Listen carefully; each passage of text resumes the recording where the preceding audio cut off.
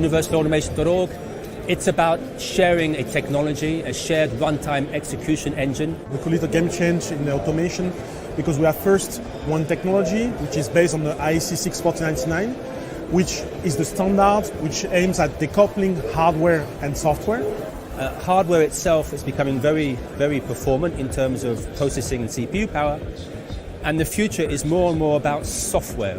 This approach is really a winning approach because it's very, very flexible. You develop the application once and you can reuse in each different configuration. That's exactly what Universal Automation and 61499 enables, because it brings a new formalism for developing software, which is object-oriented in nature and which allows deployment over distributed hardware for the actual final control system. So let's say that it's a marriage made in heaven.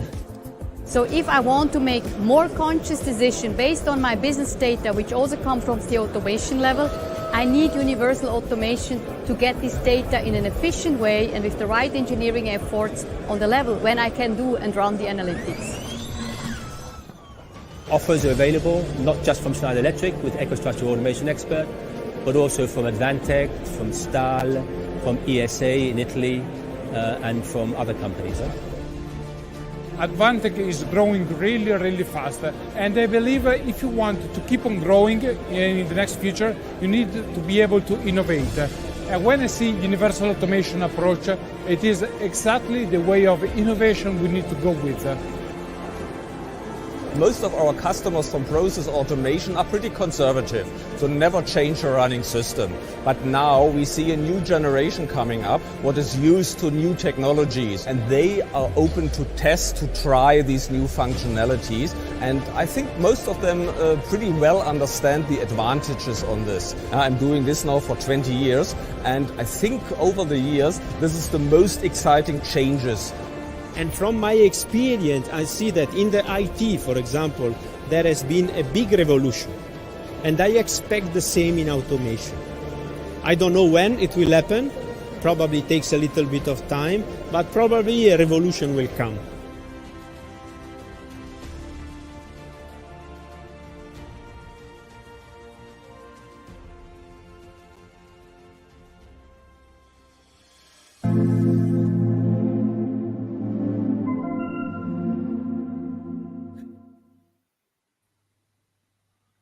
Hi, everybody, and good day to you. My name is Greg Bucco, and I'm the Chief Marketing Officer for Universal Automation.org.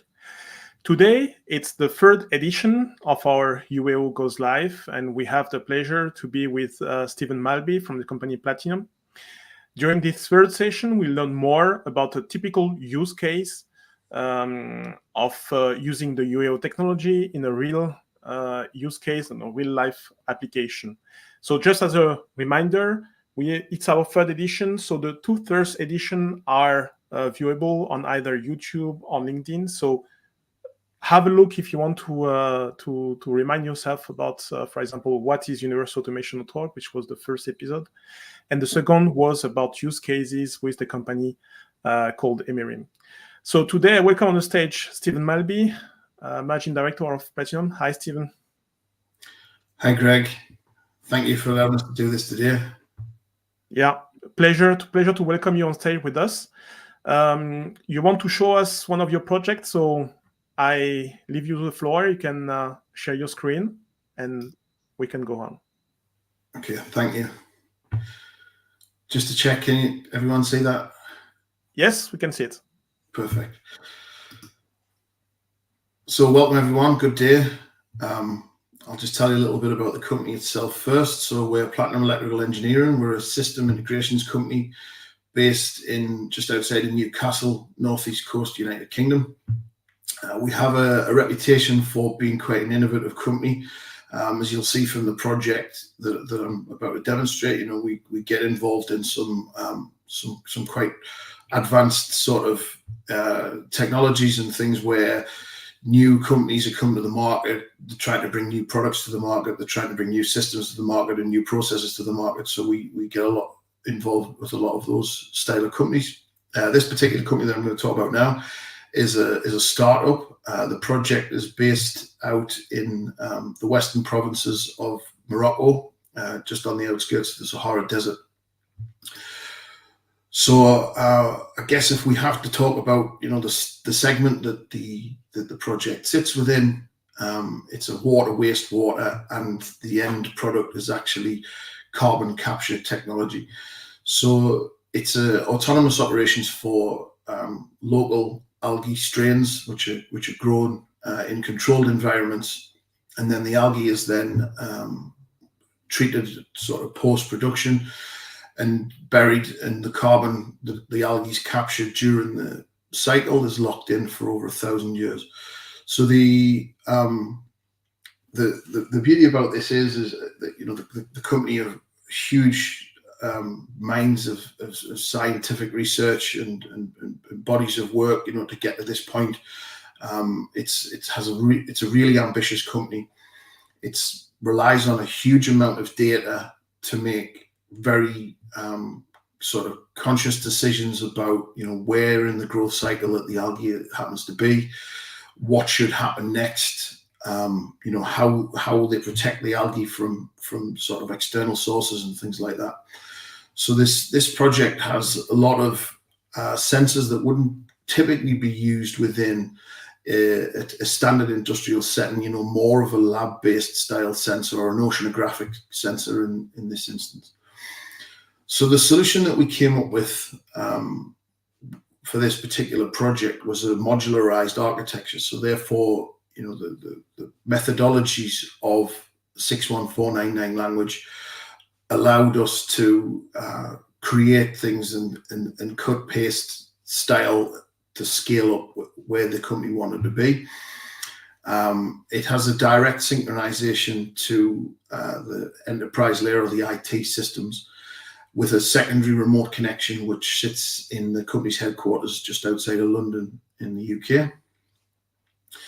The benefits, I guess, of doing it in this way is, we used 61499 to create the CATs, which allowed the rapid scale up, for future models of the site, because they contain all of the information, they contain all of the HMI code, they contain all of the synchronization with the enterprise system, all within an asset-centric format.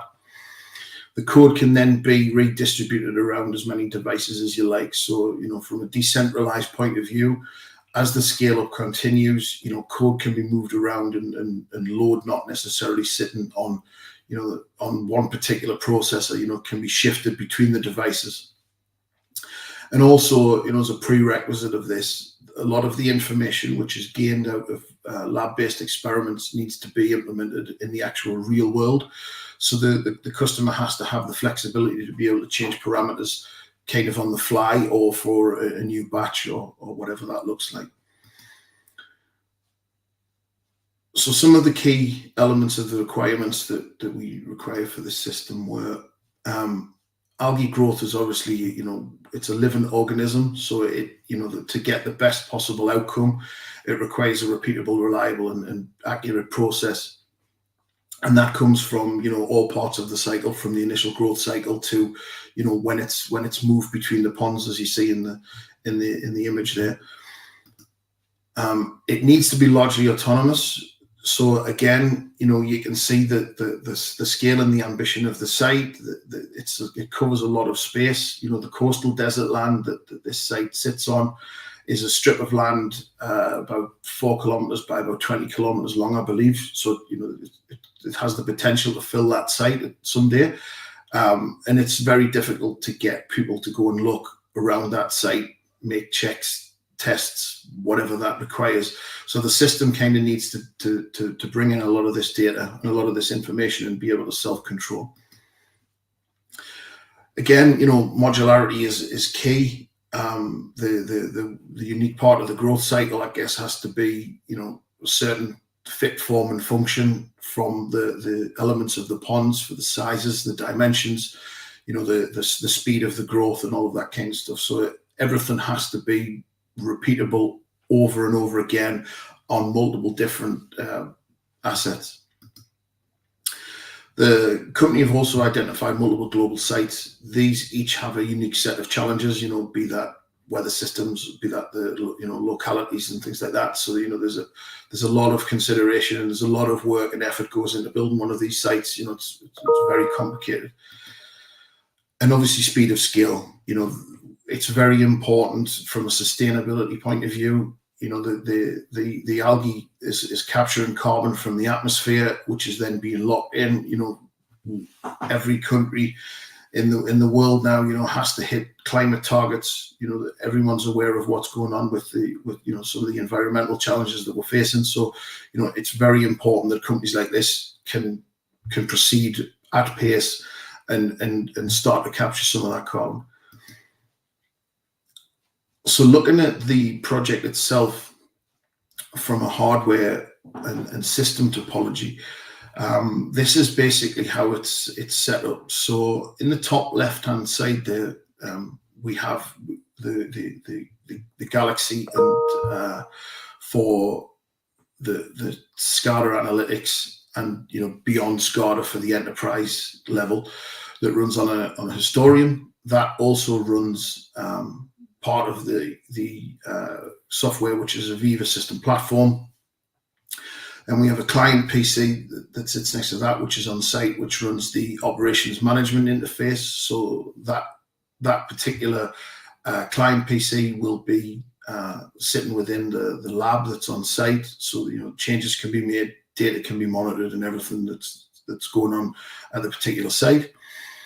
Then we have a secondary remote client, which is in the HQ in London, which is basically mimicking the on-site system. Obviously, different user levels and restrictions and things like that are in place, but that'll sit within the lab environment in London. Then also on site, we have another PC, which is an industrial PC, which runs a thin client, and that does some of the controls for the on-site operations. So that's in a particular building on site, and changes and data can be monitored from that point as well in the actual operations side of things. There's also, if we go to the bottom layer now, there's also an Edge PC, which sits there with running part of the SCADA client for the on-site, and then does a little bit of data acquisition as well. Then from the control layer, or the typical OT layer as we know it, on site we have the I/O distributed in a local CPU in 4 separate places in this particular 3 separate places, sorry, in this particular instance. So we have key parts of the site. So the load is spaced around the 3 processes, as you see there. There's also locally 4 HMIs. So they are traditional HMIs in the sense of that they do start-stop functions, local controls, local visualization close to the elements that they are actually controlling. And then as well, we have 16 variable speed drives, which are doing various pumping operations, transfers around the site. They will host some of the code. They are all connected to 61499 as well. And then at the top layer, sort of outside of the SCADA system, we have a cloud Historian, which has a direct connection to the Viva system platform, as well as we publish some data via MQTT to that Historian, and then we reuse that data within a Viva system platform as well. So as a simplified architecture to that, as you can see, starting down in the bottom right hand side, we have the RS-232, or the lab-based devices, the oceanographic sensors and that kind of thing, which we use some gateways to do protocol conversion, so we can communicate to the PLCs from there. We have the traditional field devices, as you would expect in any project, pumps, valves, level sensors, that kind of thing. Then we have the 3 distributed PLCs and the HMIs. Then we move up into the apps and analytics layer, and you can see we have the components of a Viva system platform there, the Galaxy that runs on the server with various different drivers to publish wherever it happens to be. And obviously to the far right, we have the on-site thin client, which is doing some of the controls, some of the SCADA stuff there as well. And then if we move to the bottom left-hand side, there's some light waveform sensors, which basically communicate over MQTT. So we publish that over an MQTT broker, and we push that into a package called Aviva Insight, which is an online historian. And then we use that from Aviva Insight into system platforms so we can extrapolate that data at the same time. We have had some recognition for this particular project. Last year, to the end of 2023, we won the Robotics and Automation Award for Innovation and Sustainability. And we were also awarded the Schneider Electric Innovation Award for this particular project. So more so moving into, some real world answers and questions and things for when we look at 61499, some of the things that we've realized that we learned as we went, with some challenges that we faced and some of the best practices that we adopted. So one of the things was firmware. Some of the products that can run 61499 can also be standard products.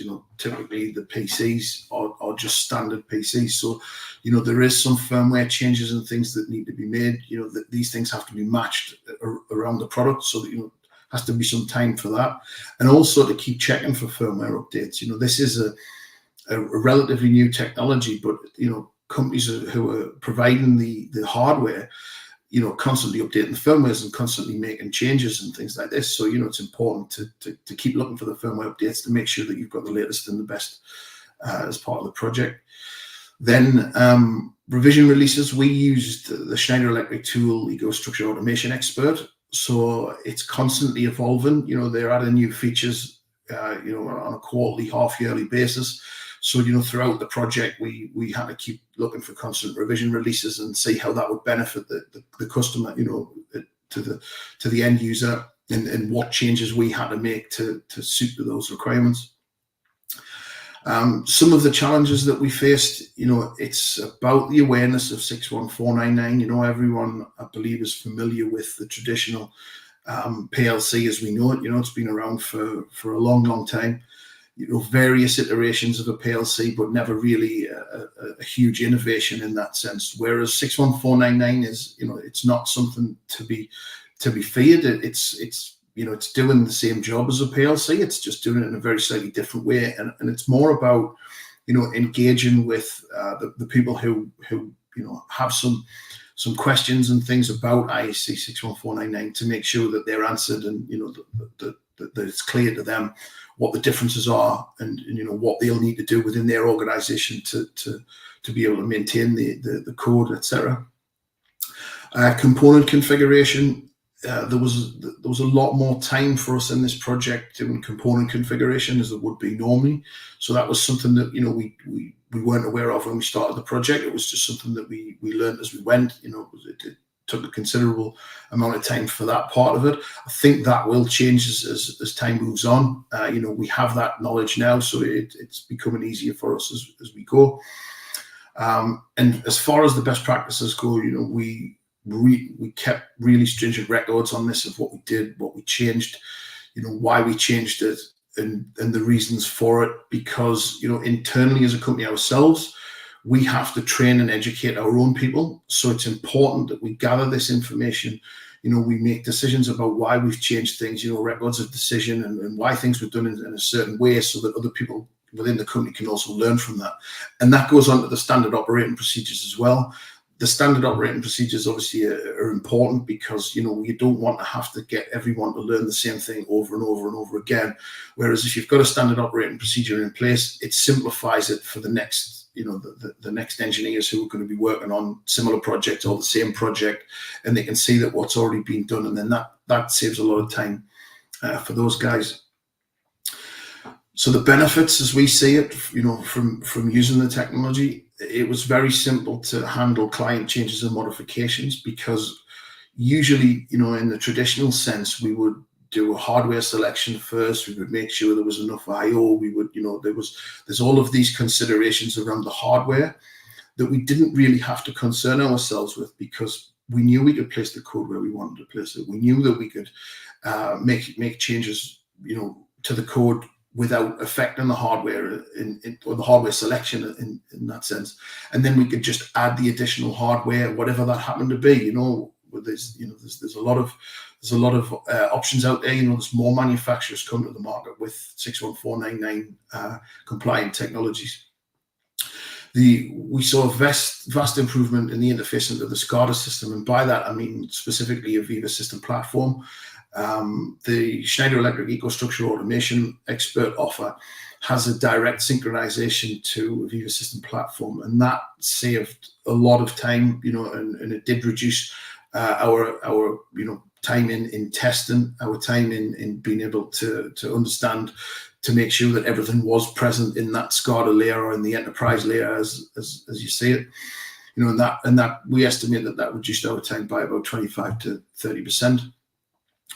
Because of the style of the single integrated development environment that EAE provides, it also makes it a lot easier to collaborate efforts. So you can across teams in our sense, because usually you would have someone who was working on the HMI, someone who was working on system platforms, someone who was working on the PLC code, and all of those people have to come together with their individual parts, and have to have their individual parts ready and able to test it and all of this kind of thing. But in a single development environment, the ability to be able to pull those things together quickly and test them does save a lot of time and a lot of effort and a lot of mistakes, and things can be tested as you go a lot more effectively and efficiently. You're kind of optimizing your own processes during the development period. And then, one of the biggest ones, I guess, which is I'm sure most people are aware of, is it's future proofing for the client. We consider about the multiple different global sites that the client is looking towards. And they obviously, some of these places are in remote environments. They're in countries that the supply chain may not be as robust as others. But whereas with the 61499, anyone who's offering a compliant product to that technology, we can easily make sure that that's available in that country, and can be used. And obviously then we aren't dependent on a single vendor or a collective group of a couple of vendors. We've got much more flexibility in that approach, and then that obviously the improved supply chain moving forward for spare parts, breakdowns, anything like that, is relatively straightforward, and it certainly reduces the burden of having to carry a lot more spare parts for the company as well. So that's about it from me. I'll pass that back to Greg, and I'll open the floor for any questions. Yes, good. Thank you, Stephen. And let's go to the chat and let's check some questions. I see one from Stuart. Maybe we can read it together. What factors did you consider before deciding to start a project in UAO? And what does a company's journey look like from concept to commissioning? How about that? That's a great question. Two great questions, I should say. Yeah. So I think the factors that before deciding to start the project were, for this particular one, it was really clear.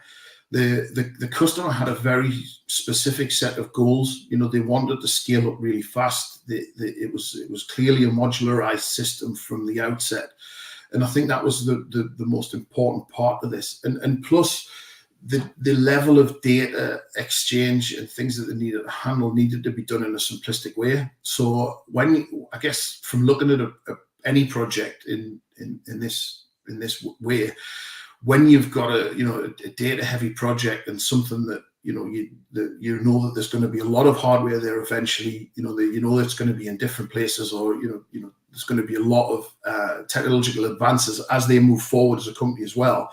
I think 61499 lends itself to all of these things. It gives them something for the future, and I heard a great quote a few weeks ago where someone talked about a traditional PLC and said, traditional PLCs were designed for electrical technicians. It was an iteration of relay logic, and the relay logic was something that they were already familiar with, and it was something that they were already competent at doing, and creating that code was an extension of relay logic, like putting it down on a piece of paper and deploying it as code.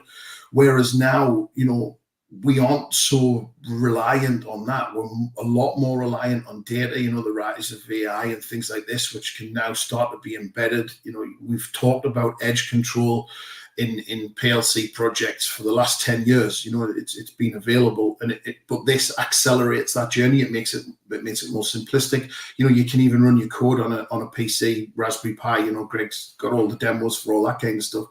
You can do that. And I think, you know, looking at the journey to take from concept to commissioning it is, I think, the important part, if we talk about the concept first, is listening and understanding the needs of the customer. And I think then you can formulate a strategy to move forward with them. And I think there's a lot of considerations in the sense of people need to be trained.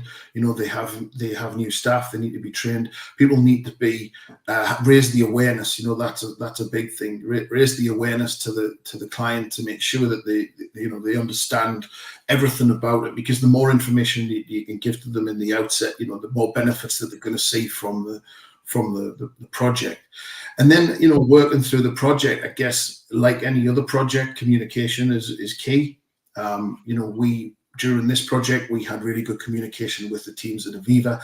We had the really good communication with the teams at Schneider Electric. We got good support on the hardware. You know, that was paramount to us. You know, this is like I said, it's with any new technology, you know, but the support mechanisms there.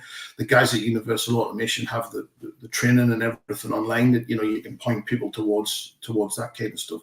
You know, and then in the commissioning sense, you know, it saves time by being able to test a lot of these things. It's a lot easier to test, I would certainly say that, than it is in a traditional sort of PLC setting, because, you know, you can, you know, with it being on a PC, you can emulate a lot of the things that you want to do as well, which is, you know, not necessarily that it is the case with 61131 or traditional PLCs, but this is much more so, specifically with the integration into the, you know, the IT layer and the enterprise systems that it communicates with.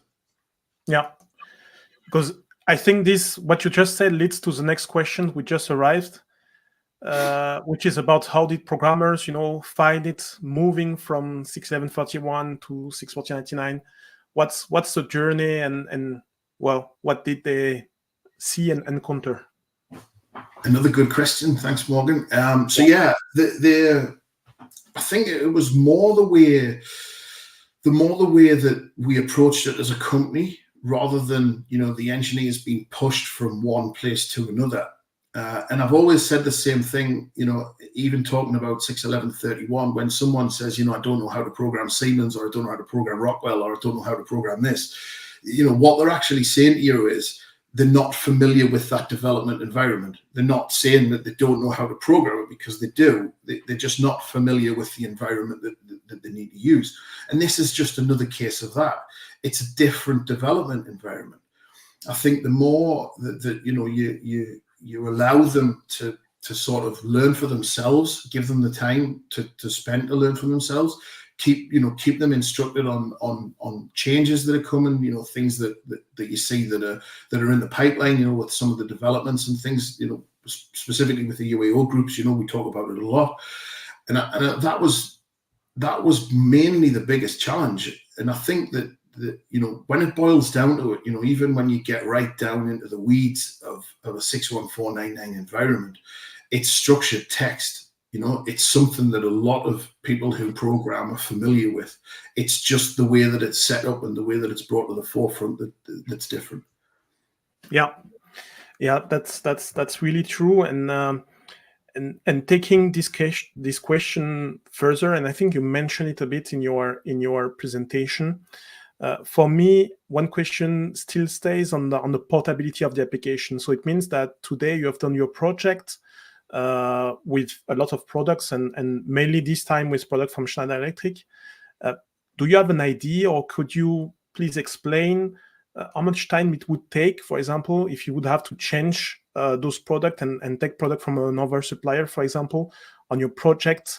What does it cost, and what's the difference between 61499, what you do now, and if you would have to do it in 61131?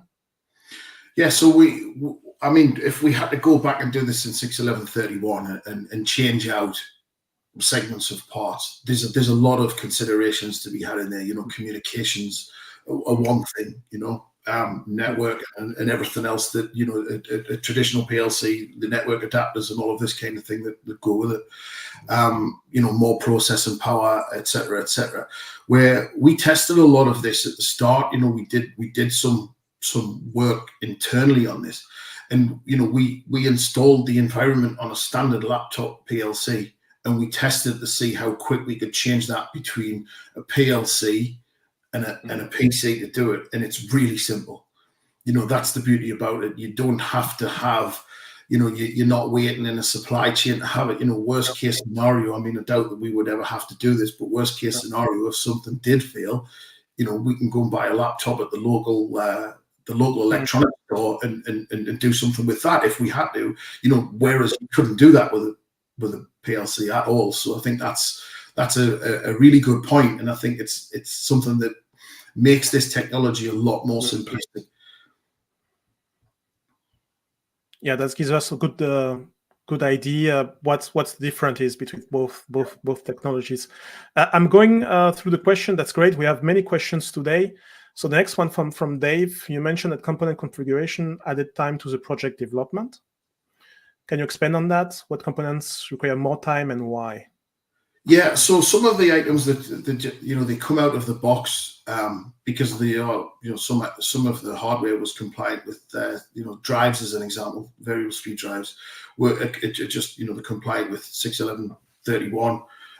So the firmware has to be changed. It's mainly to do with the configuration and the firmware changes that you have to do with standardized components more so than anything else, and that's the reason for the additional time. And obviously there was some changes to these firmwares, you know, that we had to keep abreast of, and we had to go back a couple of times and make those changes as the firmwares were released.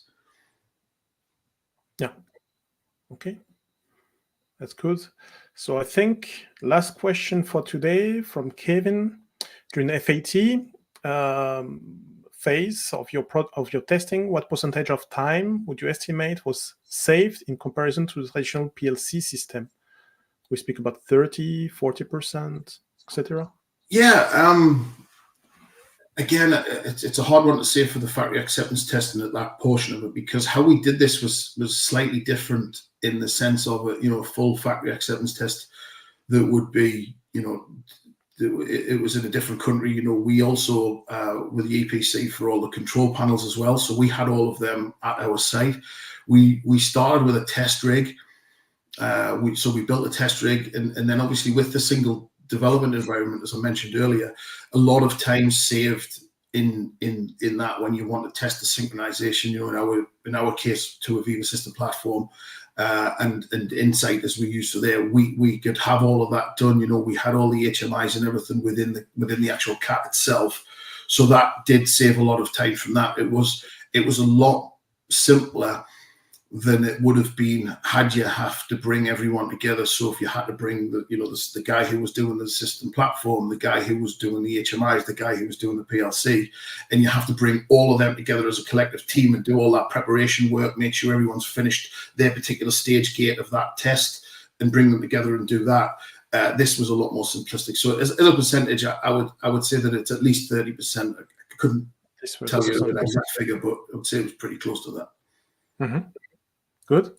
So I said it was the last question, but in fact there was one in between which came in. So let's see if we can squeeze it in from Mark. Regarding the whole new ecosystem, were there significant cost saving regarding hardware, software, infrastructure install and commissioning? And is it a key selling point, or are these benefits more engineering based? Another very good question. Yeah, cost saving wise, I would say yes, definitely, because when you talk about, you're talking about a reduction in the engineering time for the software development, so that's clear. But when you talk about hardware, because you have the flexibility to choose, there's some great offers.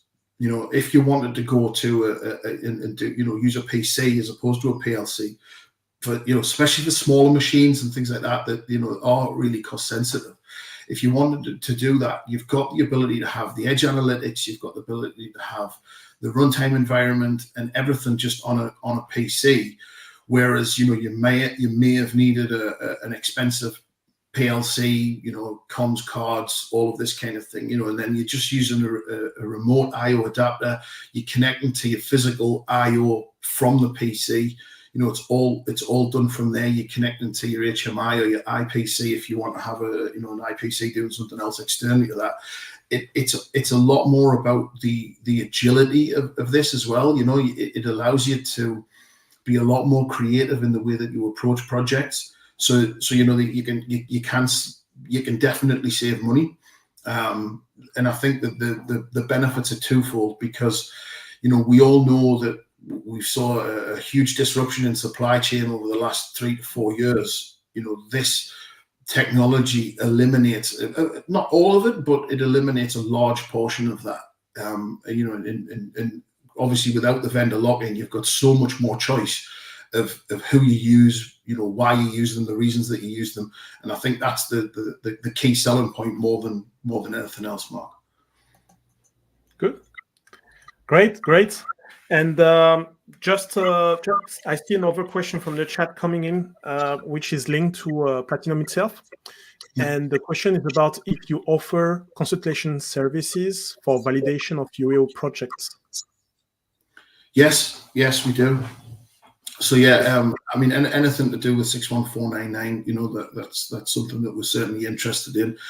As a company, we now will only push forward with 61499 projects. We're that confident in the technology. We believe in it. There's so many benefits and multifacets to this. Even looking at the sustainability piece, the reusability of code, the time constraints, the ability of what you can do with the code, the systems that you can link it into. It's so much more versatile. And the creativity, I guess, from the start with looking at a project for 61499 is key, and it's also key to the methods and the methodologies that people use within their own company to gain traction with a project as well, because we're fully aware that you do hit the well poisoner within the company, the naysayer, the people who say this will never work, it's not this, it's not that. Well, it does, and it's more about reassurance in that instance. I think that gives us a good idea of how the technology can be used and how you position yourself as well as a company, Platinum, as a member of universalautomation.org. And I think that's the end of our Q&A session. So I thank you all for being there, for seeing that. You see the contact details of Stephen, which are down on the screen. Stephen, I really thank you for sharing with us your experience with the 61499, with the technology of universalautomation.org. And I hope that it will help the community to understand more what universalautomation.org is as a non-profit association. I take the opportunity to say that we are a non-profit association. We are acting globally, and we are open for new joiners. So new joiner are organization. You could be user of automation, you could be vendor of automation, you could be working more in the academics or being an institute linked to automation. We welcome all of you. So don't hesitate to get back to us, contact us on our LinkedIn page, and we'll get back to you for maybe a small meeting or directly to have you subscribing to the association. So thank you all again, and I wish you a very nice end of the day. Bye. Thanks, everyone. Bye-bye.